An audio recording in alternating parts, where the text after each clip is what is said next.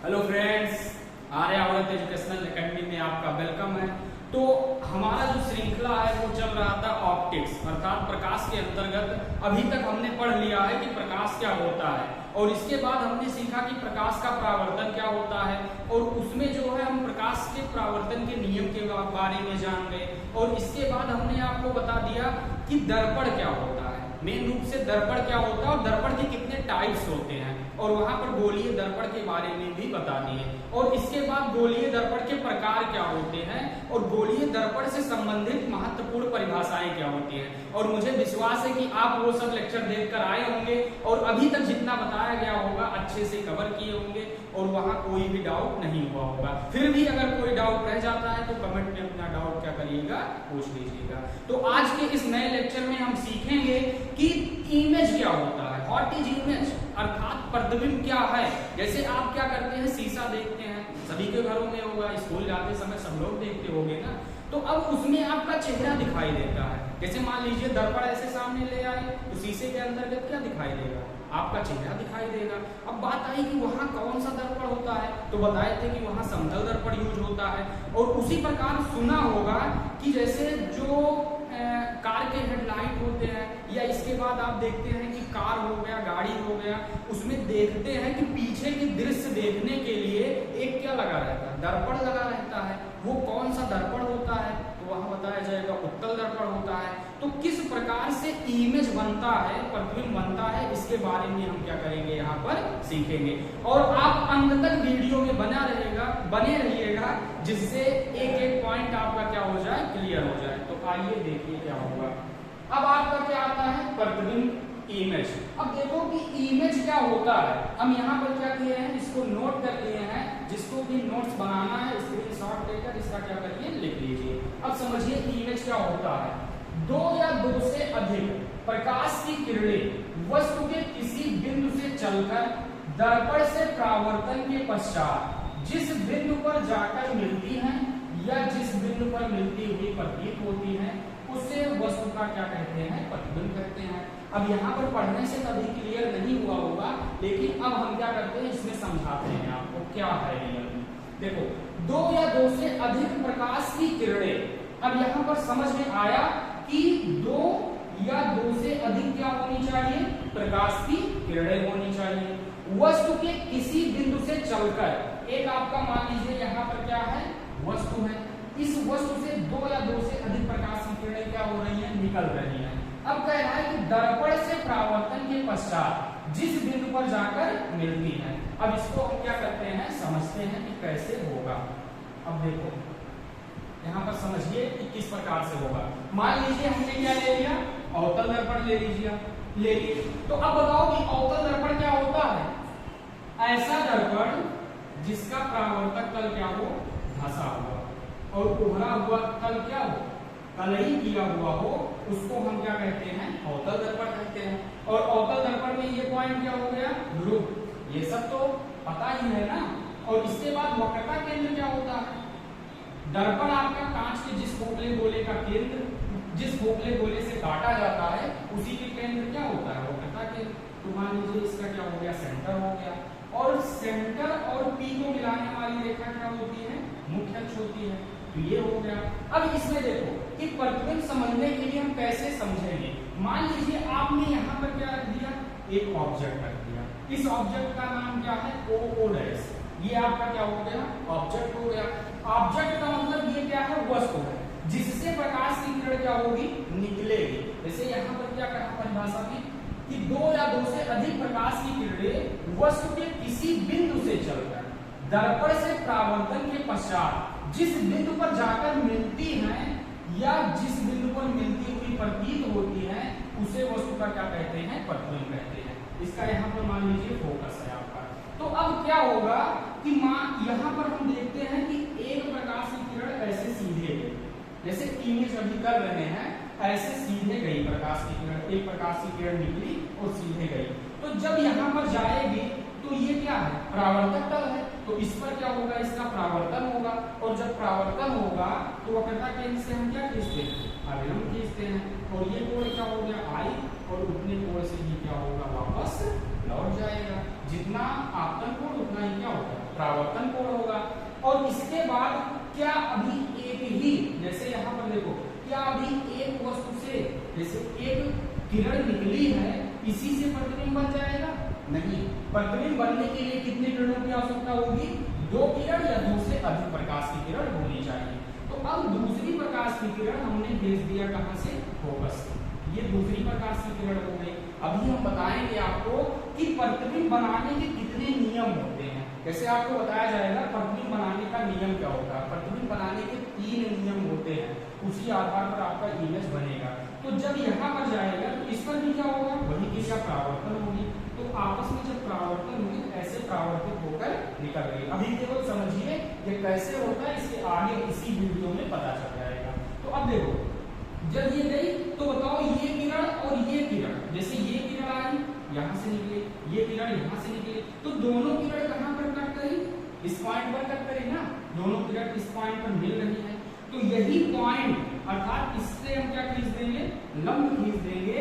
और यही जो वस्तु है अर्थात यहाँ पर जो कट करने के बाद प्राप्त हुआ है, ये इसका क्या कहलाएगा? इमेज कहलाएगा। अब क्लियर हुआ कि किसी वस्तु से चलने वाली, अब आप डेफिनेशन क्या बताएंगे?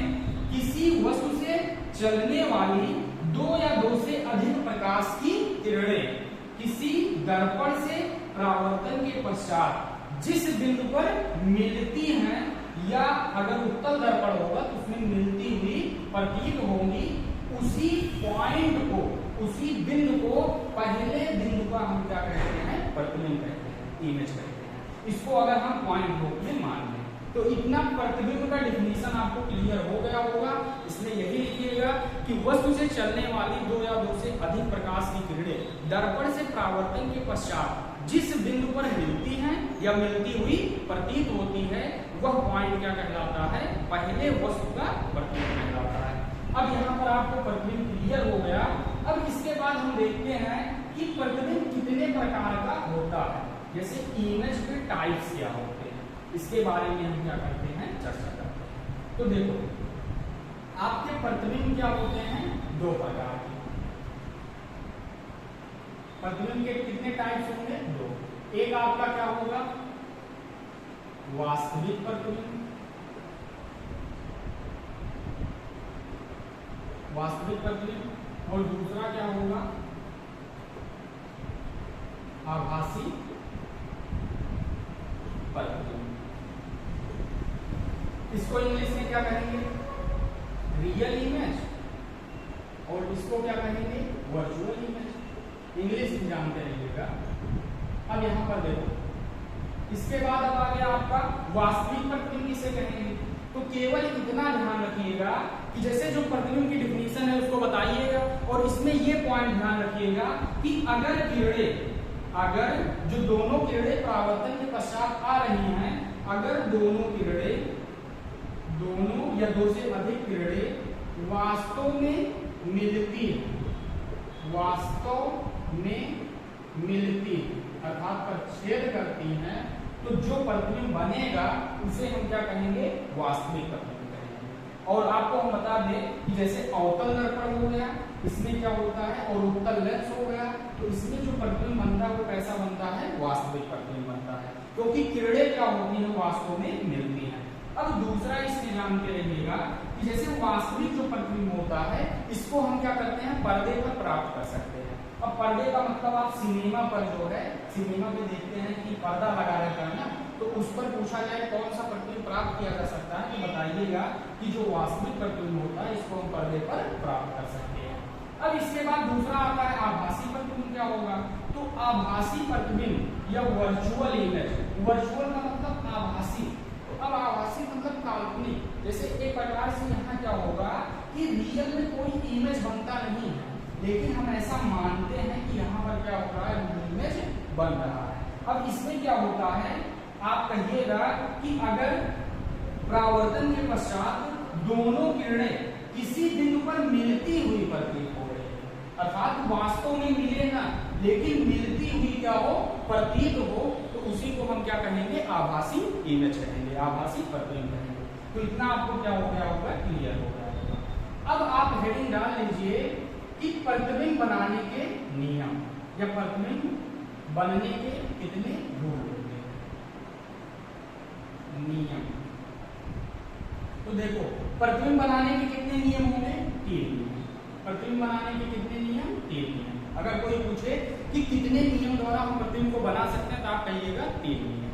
अब पहला आपका क्या होता है कि अगर जैसे देखो अगर प्रकाश की किरणें या कह सकते हैं प्रकाश की किरणें मुख्य अक्ष के समांतर, मुख्य अक्ष के समांतर आपतित होती हैं तो आपतित होती हैं तो दर्पण से परावर्तन, जैसे लेंस होगा तो वहां क्या कहेंगे, लेंस से तो वहां पर अपवर्तन होता है, लेकिन दर्पण में क्या होता है, परावर्तन। दर्पण से परावर्तन के पश्चात मुख्य फोकस से गुजरती है, मुख्य फोकस से गुजरती है। ये आपका क्या है, पहला नियम। अब इसमें देखो या यहां पर आप ऐसे कह सकते हैं कि मुख्य अक्ष के समांतर आपतित होने वाली प्रकाश की किरणें, जैसे यहाँ पर आप वैसे परिभाषा जैसे ये तो लिखा दिए, या आप ऐसा कह सकते हैं कि मुख्य अक्ष के समांतर चलने वाली प्रकाश की किरणें दर्पण से परावर्तन के पश्चात मुख्य फोकस से होकर गुजरती है। ये आपका क्या है, पहला नियम है। अब इसको समझिए कैसे होगा। जैसे देखो ये बताओ कौन सा दर्पण हो गया, अवतल दर्पण हो गया। यहाँ पर क्या हो गया, ध्रुव हो गया, और इसका मान लीजिए यहाँ पर क्या हो गया, सेंटर हो गया। ये मिलाने वाली रेखा क्या हो गई, मुख्य अक्ष हो गया। अब इसको आपको जानते हैं कि कहीं ना कहीं यहाँ पर मुख्य फोकस होगा, और हम आपको बता देते हैं कि मुख्य फोकस, यहाँ पर एक बात जानते रहिएगा, मुख्य फोकस और वक्रता त्रिज्या में क्या संबंध होगा, वक्रता त्रिज्या में। तो यहाँ पर मुख्य फोकस को किससे डिनोट करते हैं, एफ से, और वक्रता त्रिज्या को कैपिटल आर से। तो जानते रहिएगा यह बराबर क्या होता है, r/2 होता है। अर्थात इसमें ये जानते रहिएगा कि जो फोकस दूरी होती है, जैसे मुख्य फोकस नहीं, यहाँ पर फोकस दूरी जानते रहिएगा, तो जो फोकस दूरी होती है वो वक्रता त्रिज्या की क्या होती है, आधी होती है। अब बताओ कि पीसी डिस्टेंस क्या कहलाता है, वक्रता त्रिज्या होता है ना, तो इसका आधा क्या होगा, यहाँ पर एफ होगा, अर्थात मुख्य फोकस होगा। तो ये फोकस दूरी क्या होगी, वक्रता त्रिज्या की आधी होगी। तो इसको जानते रहिएगा, तो मुख्य फोकस हो गया। तो अब पहला नियम हमारा क्या कहता है कि प्रकाश की किरणें मुख्य अक्ष के समांतर आपतित होती हैं तो दर्पण से परावर्तन के पश्चात मुख्य फोकस से गुजरती है, या मुख्य अक्ष के समांतर चलने वाली प्रकाश की किरणें। हाँ, यहाँ पर देखो ये मुख्य अक्ष है, इसके समांतर चलने वाली प्रकाश की किरणें, ये क्या है, प्रकाश की किरण कहाँ जा रही है, मुख्य अक्ष के समांतर जा रही है। तो जब मुख्य अक्ष के समांतर जा रही प्रकाश की किरणें, तो ये परावर्तन के पश्चात कहाँ से गुजरेगी, ये पहला नियम कहता है। जैसे रूल क्या होता है, इसी नियम का हमेशा पालन करेगी। तो जब मुख्य अक्ष के समांतर गई तो नियम पहला हमारा क्या कहता है कि दर्पण से परावर्तन के पश्चात मुख्य फोकस से गुजरती है। तो अब यहाँ पर देखो वक्रता केंद्र से क्या खींचेंगे, अभिलंब खींचेंगे, आपतित किरण अभिलंब के बीच का कोण आपतन कोण। अब यहाँ से जब परावर्तन होगा तो वो कहाँ से जाएगा, केवल मुख्य फोकस से होकर गुजरेगा। वो प्रकाश की किरण कहाँ से होकर गुजरेगी, मुख्य फोकस से, और ये भी प्रकाश की किरण कहाँ से गुजरेगी, मुख्य फोकस से। तो इस प्रकार से ये आपका क्या हो गया, पहला नियम हो गया। और इसी को आप उत्तल दर्पण में बनाइए, इसको नोट कर लीजिएगा। अब देखो जैसे आपका क्या हो गया, उत्तल दर्पण। अब यहाँ पर देखो उत्तल दर्पण अंदर की तरफ क्या कर दिए, कलई कर दिए। ये मान लीजिए ध्रुव हो गया, यहाँ पर क्या हो गया, सेंटर हो गया, इसको मिलाने वाली रेखा मुख्य अक्ष, और इसका मध्य बिंदु क्या हो गया, फोकस। तो अब क्या होगा, इस समय जो है मान लीजिए कहीं स्रोत है, अनंत पर कहीं क्या है, प्रकाश का स्रोत है, तो जब प्रकाश की किरण ऐसे चलेगी मुख्य अक्ष के समांतर, समांतर का मतलब दोनों रेखाओं के बीच की दूरी कभी बदलने ना पाए, तो मुख्य अक्ष के जब समांतर प्रकाश की किरणें चलेगी तो अब क्या होगा, परावर्तन के पश्चात कहां से जाना चाहिए, मुख्य फोकस से जाना चाहिए। लेकिन क्या यह अंदर प्रवेश कर सकती है प्रकाश की किरण, बताओ क्या होगा, प्रकाश की किरण अंदर कहां प्रवेश करेगी, यहाँ पर कलई गिरा हुआ है, तो ये क्या होगा, वापस लौट जाएगी। लेकिन अब कहां से लौटेगी, तो जानते रहिएगा कि ये क्या होगी, इसी ऐसा लगेगा कि मुख्य फोकस से आ रही है, अर्थात जब प्रकाश की किरणें लौटेंगी तो ऐसा प्रतीत होगा कि ये मुख्य फोकस से आ रही है। अब देखो यहाँ पर अक्ष के समांतर आए, अब लेकिन ये जब प्रकाश की किरणें लौटेंगी तो आप पहले क्या खींचेंगे, यहाँ से मुख्य फोकस से इस पर खींच देंगे और इसके बाद यहाँ पे क्या हो जाएगा, परावर्तन हो जाएगा। तो अब इस कंडीशन में क्या होता है कि किरणें मिलती हुई प्रतीत होती हैं, और इसी में अब देखो मान लीजिए अनंत पर कोई वस्तु था, वहां से दो किरणें निकली और इसके बाद इनका क्या हो गया, परावर्तन हो गया, और दोनों किरणें क्या वास्तव में मिल रही हैं, एक किरण इधर जा रहा है, एक किरण इधर, वास्तव में मिल रही है, नहीं मिल रही है, लेकिन मिलती हुई क्या हो रही है, प्रतीत हो रही है। ऐसा लग रहा है कि ये किरण यहाँ पर क्या हो रही है, मिल रही है, और इसी कारण हम क्या कह देते हैं, आभासी प्रतिबिंब कह देते हैं, कि वास्तव में कोई इमेज नहीं बनता है, लेकिन ऐसा हम कल्पना करते हैं कि ये क्या है, आभासी है। और हम बता दें कि जो आभासी प्रतिबिंब होता है इसका केवल हम फोटो खींच सकते हैं बस। अब यहाँ पर देखो क्लियर हो गया ना पहला नियम, अब दूसरा नियम देखो, दूसरे नियम में क्या आता है, इसको देखो दूसरा नियम यह है कि मुख्य फोकस से गुजरने वाली प्रकाश की किरण, मुख्य फोकस से गुजरने वाली प्रकाश की किरण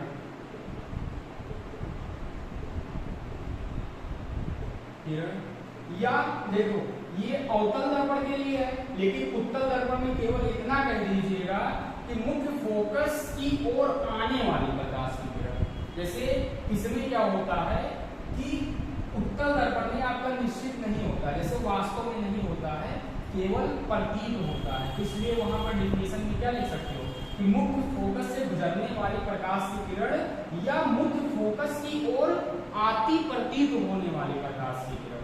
प्रकाश की किरण दर्पण से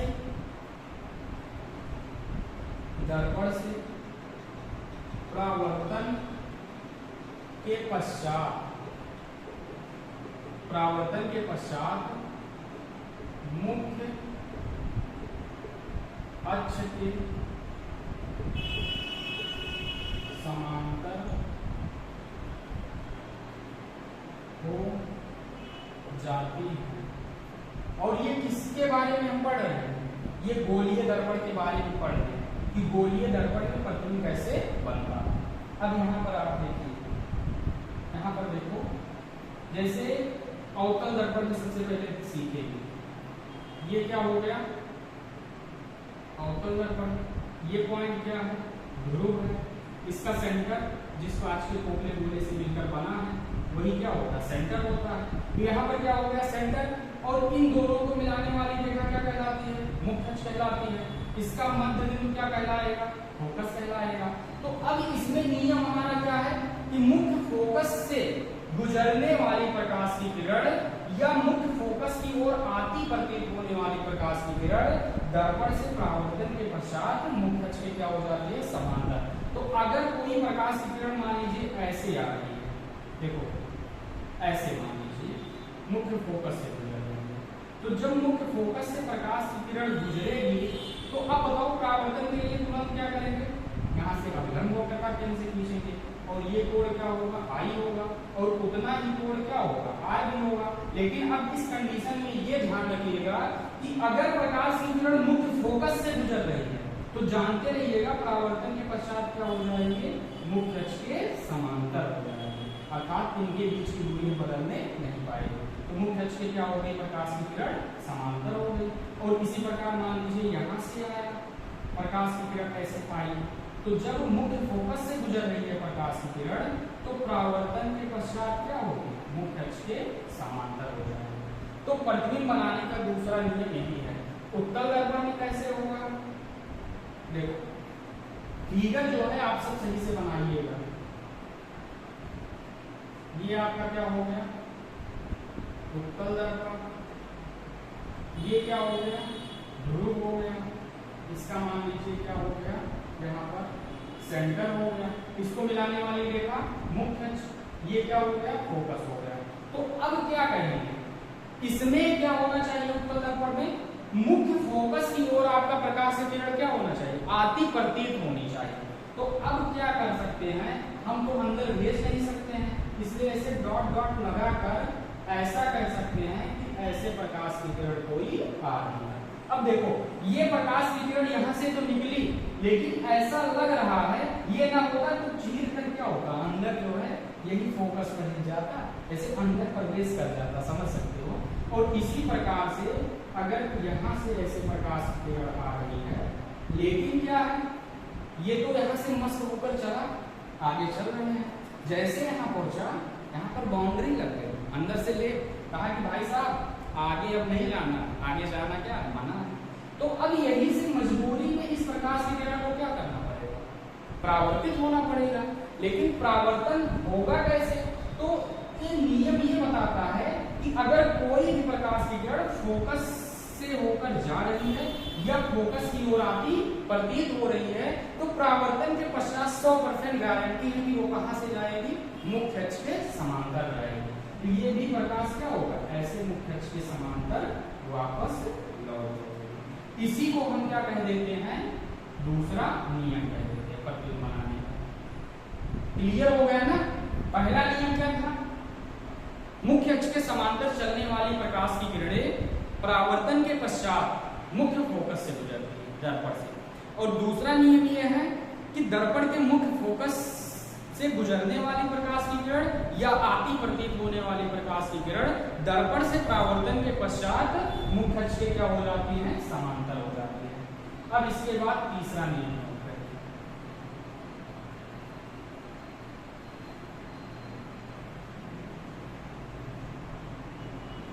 अब देखिए तीसरा नियम यह है, दर्पण के वक्रता केंद्र से गुजरने वाली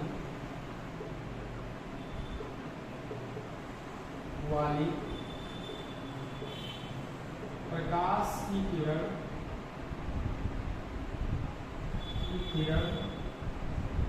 दर्पण से परावर्तन के पश्चात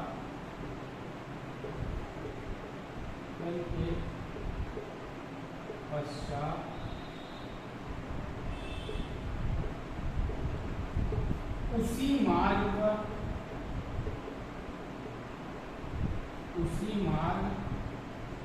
पर वापस लौट जाती है। अब इसमें देखो तीसरा नियम क्या कहता है कि अगर प्रकाश की किरण वक्रता केंद्र से गुजर रहा है तो दर्पण पर जब परावर्तक तल पर गिरेगा तो वहां से क्या होगा, परावर्तन होगा, लेकिन परावर्तन होने के बाद भी क्या होगा, उसी मार्ग पर वापस क्या होगा, लौट जाएगा। अब इसको समझने के लिए हम क्या करते हैं, अवतल दर्पण पहले बनाते हैं। आपका क्या हो गया, दर्पण है अभी नहीं है, ऐसा क्यों, अभी कलर ही नहीं किया गया है ना। अब यहाँ पर हम क्या कर दिए, लेप लगा दिए, किसका लगाते हैं, आयरन ऑक्साइड का। तो अब देखो ध्रुव इसका सेंटर हो गया, मिलाने वाली रेखा मुख्य अक्ष, ये सब परिभाषा तो क्लियर होगा। और इसका मध्य बिंदु क्या कहलाता है, मुख्य फोकस कहलाता है। अब इसमें देखो आपका ये हो गया, तो ये नियम ये कहता है कि दर्पण के वक्रता केंद्र से गुजरने वाली प्रकाश की किरण, अब की बार हम कहां से भेज दें प्रकाश की किरण को, वक्रता केंद्र से। जब वक्रता केंद्र से भेजेंगे तो यहाँ से मान लीजिए प्रकाश की किरण ऐसे गई। तो अब ये कहता है कि जब वक्रता केंद्र से जाएगा तो उसी मार्ग पर वापस लौट जाएगा। अब समझते हैं ऐसा क्यों होता है। अब बताओ, जब इस पॉइंट पर गिरा, इस पॉइंट को हम क्या करेंगे, आपतन बिंदु करेंगे। और आपको पता होगा, हमने बताया था, जैसे ही आपतन बिंदु हमको मिल जाए दिमाग की बत्ती क्या होनी चाहिए, जल जानी चाहिए। अब क्या सोचेंगे, आपतन बिंदु पर हम तुरंत क्या खींचेंगे, अभिलंब खींचेंगे। और अभिलंब कहां से खींचा जाता है, वक्रता केंद्र से।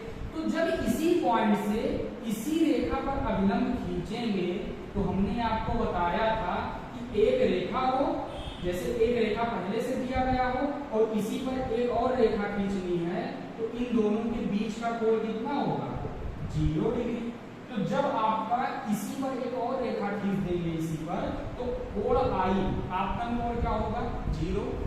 और परावर्तन के नियम में क्या बताया गया, आपतन कोण हमेशा परावर्तन कोण के बराबर होता है। तो इसका मतलब कोण R भी क्या हो जाएगा, 0 हो जाएगा। और जब कोण R 0 आपका हो जाएगा तो अब क्या होगा, यही क्या है, परावर्तन कोण। और परावर्तन कोण ये बताता है कि प्रकाश कितने डिग्री से क्या हो रहा है, परावर्तित हो रहा है। तो जब 0 डिग्री से परावर्तित होगा तो पुनः ही इसी रेखा पर तो लौटेगा क्या, जैसे देखो ये आपका एक रेखा है और एक रेखा थीटा डिग्री कोण पर झुका है, इससे थोड़ा कम होगा, इससे थोड़ा कम होगा। मान लीजिए यहाँ तक 15 था, समझा लेते हैं, अच्छे से समझिए। जैसे देखो कोई भी टॉपिक A to Z पढ़ना है तो बस यहाँ पर मान लीजिए 15 डिग्री था, इसको थोड़ा और झुका दीजिए, 60 डिग्री हो गया, थोड़ा और झुका दिए 3.5 डिग्री हो गया। और इसको अगर इसी रेखा को पूरी तरह से इसी पर आ जाएगा तो कितना हो जाएगा, 0 डिग्री हो जाएगा। तो अब प्रकाश की किरण क्या होगी, वापस इसी दिशा में क्या होगी, लौट जाएगी। और इसी को हम क्या कह देते हैं, दर्पण अर्थात गोलीय दर्पण के प्रतिबिंब बनाने का तीसरा नियम। अब इसी को हम किसमें समझ लेते हैं, उत्तल दर्पण के अंतर्गत कैसे होगा। तो देखो ये आपका क्या हो गया, फिगर बहुत सही नहीं बन रहा है, आप सब क्या करिएगा, अच्छे से बनाइए। ध्रुव हो गया, वक्रता केंद्र, फोकस दूरी। अब की बार कहां से जाना चाहिए, वक्रता केंद्र से। लेकिन क्या अंदर किरण प्रवेश करेगा, नहीं करेगा। इसलिए हम कहेंगे कि वक्रता केंद्र की ओर आने वाले प्रकाश की किरण। अब देखो जैसे ये प्रकाश की किरण एक क्या हो जाए, वक्रता केंद्र की ओर ऐसे आ रही। अब देखो ये प्रकाश की किरण क्या, अगर यही कलई न किया होता तो ये प्रकाश की किरण सीधे ऐसे जाता और इसके बाद वक्रता केंद्र से होकर जाता। लेकिन यहीं पर मार्ग क्या हो गया, अवरुद्ध हो गया। फिर भी वक्रता केंद्र की ओर जा तो रहा है, तो इसलिए हम क्या कहेंगे, उत्तल दर्पण में वक्रता की केंद्र की ओर आने वाली प्रकाश की किरणें परावर्तन के पश्चात क्या होती, उसी मार्ग पर सीधे वापस लौट जाएंगे। अर्थात उसी मार्ग का मतलब विपरीत दिशा में, जैसे ये इस दिशा में आ रही है, इसी के उल्टा दिशा में उसी मार्ग पर क्या होगी, सीधे लौट जाएंगे।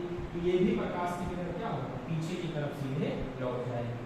अगर इधर से ऐसे आ रहा है, वक्रता केंद्र से होकर गुजरती, लेकिन अब क्या होगा, उसी मार्ग पर वापस लौट जाएगी परावर्तन के पश्चात। तो हमको विश्वास है कि ये तीनों नियम आपको समझ में आया होगा। एक बात हम बता देते हैं कि तीनों नियम के अंतर्गत क्या है। पहला नियम आपका क्या कहता है, अगर मुख्य अक्ष के समांतर प्रकाश की किरण जाएगी तो दर्पण से परावर्तन के पश्चात मुख्य फोकस से होकर गुजरेगी। और दूसरा नियम आपका क्या कहता है कि मुख्य फोकस से गुजरने वाली प्रकाश की किरणें या दर्पण के मुख्य फोकस की ओर आती प्रतीत होने वाली प्रकाश की किरणें दर्पण से परावर्तन के पश्चात मुख्य अक्ष के क्या हो जाती हैं, समांतर हो जाती हैं। और तीसरा नियम आपका कहता है कि अगर कोई प्रकाश की किरणें वक्रता केंद्र से होकर गुजर रही हैं, जैसे अवतल दर्पण में, या वक्रता केंद्र की ओर आती प्रतीत हो रही हैं, जैसे उत्तल दर्पण में, तो उनमें जो परावर्तन होगा उसके पश्चात क्या होंगी, वही किरणें उसी मार्ग पर विपरीत दिशा में क्या होंगी, वापस लौट जाएंगी। तो हमें विश्वास है अच्छे से ये क्या होगा, समझ में आया होगा। अब इसके आगे हम आपको बताते हैं। अब देखिए इसी पर हम क्या करते हैं, इस लेक्चर का एंड करते हैं और इसके अगले वाले वीडियो में हम आपको बताएंगे कि जैसे समतल दर्पण द्वारा प्रतिबिंब को कैसे बनाएंगे। अभी तक हमने क्या सीख लिया, प्रतिबिंब बनाने का नियम सीख लिया कि प्रतिबिंब बनने का कैसे नियम है, कितना रूल है। अब इसके बाद हम क्या सीखेंगे, समतल दर्पण द्वारा प्रतिबिंब कैसे बनेगा, गोलीय दर्पण द्वारा प्रतिबिंब कैसे बनेगा, अवतल दर्पण द्वारा प्रतिबिंब कैसे बनेगा, उत्तल दर्पण द्वारा प्रतिबिंब कैसे बनेगा, कौन सा प्रतिबिंब वास्तविक होगा, कौन सा आभासी होगा, कब वस्तु से बड़ा बनेगा, कब वस्तु से छोटा बनेगा। इस सब के बारे में क्या करेंगे, अगले लेक्चर में, आने वाले कुछ लेक्चर में क्या करेंगे, समझेंगे। तो अगर आपको समझ में आ रहा है तो लगातार पढ़ते रहिए और अच्छे से क्या करिए, नोट्स बनाइए और जो भी डाउट रह जाता है, जैसे कोई भी आपको प्रॉब्लम, अगर कोई भी आप बुक पढ़ रहे हैं और उसमें कोई टॉपिक नहीं समझ में आया है तो कमेंट सेक्शन में आप क्या करिएगा, अपना डाउट पूछ लीजिएगा। इसी के साथ पढ़ाई करते रहिए। All the very best.